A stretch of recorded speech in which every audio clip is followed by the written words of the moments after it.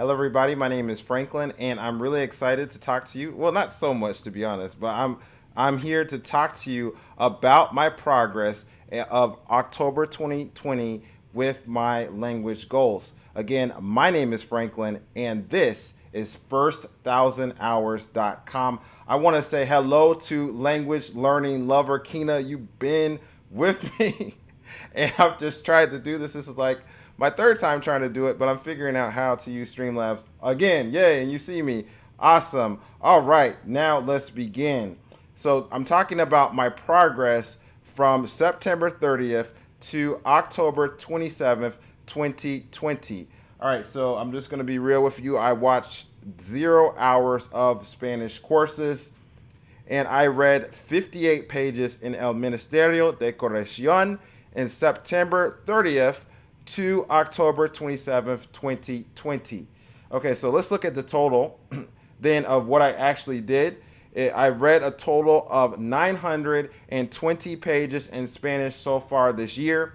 And so if you have compared this video to my last video that I did in September, you'll notice that the math is off by like one page, and that's because I accidentally added a page last month, so I'm taking that out for this month. So I've read a total of 920 pages in Spanish so far this year, and it's still kind of like an estimate because some things I haven't counted, like if I read in the Bible or whatever. But anyway, I still need to read 1,080 pages in Spanish and watch 166.15 hours of Spanish courses before 2020 ends. Now, I can tell you that is not going to happen. I don't think that's going to happen. But I'm going to continue to update you on my progress, and I'm going to just kind of be real. And you might wonder, like, okay, why am I sharing my progress, Franklin? So I just want to tell you a little bit of why I do this. One of the reasons I want to do this is because of honesty. I think that I just want to be here and be able to just tell you about my progress. And I think that there's a level of transparency when I'm doing this, no matter if it's good or what I think is bad. I'm just going to be here sharing that, at least for this year, with you. And so I believe in being honest. So that's what I want to do.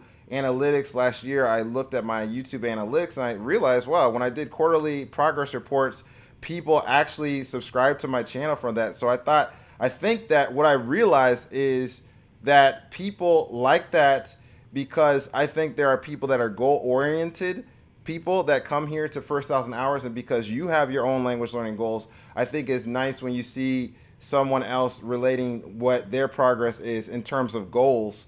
And I think that can be a motivation.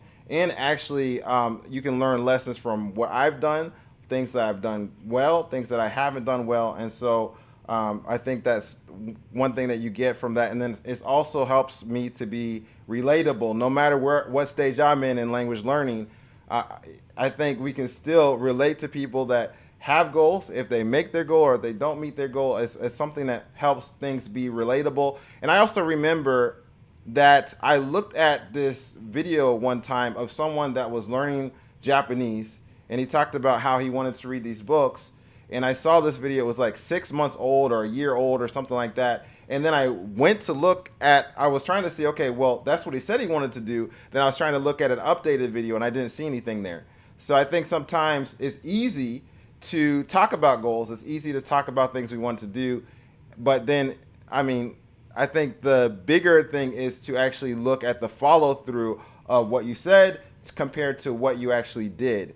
And so that's what I want to do, because I think that this is a goal-oriented channel and I want to be more goal-oriented myself. And that's why I just want to share some of my progress. All right, so now these are things that I haven't done.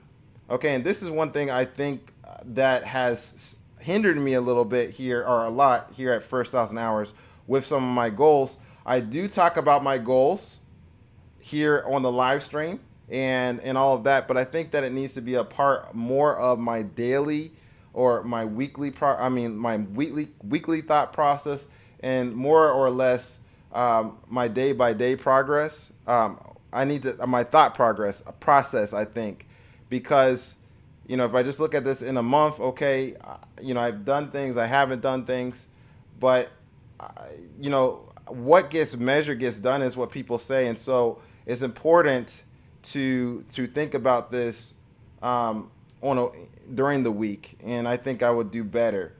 All right, and so that's what I haven't done, but I also want to tell you something that is nice as well. My experience listening to Libros para Emprendedores, and I was driving on Sunday. I was going somewhere. It was a long drive, and so I had like 2 hours, or about an hour and 40 minutes in the car. And so I decided to listen to a podcast from Libros para Emprendedores, and basically it's books for entrepreneurs.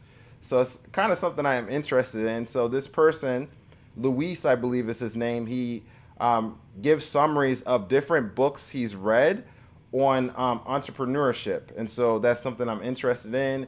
And so when I listened to that podcast, that was about an hour and 30 minutes long, I understood probably about 90 to 95%. And when I was thinking about that and reflecting about, oh wow, this is my comprehension of this podcast. I'm driving, I'm not looking at any type of transcript or anything like that.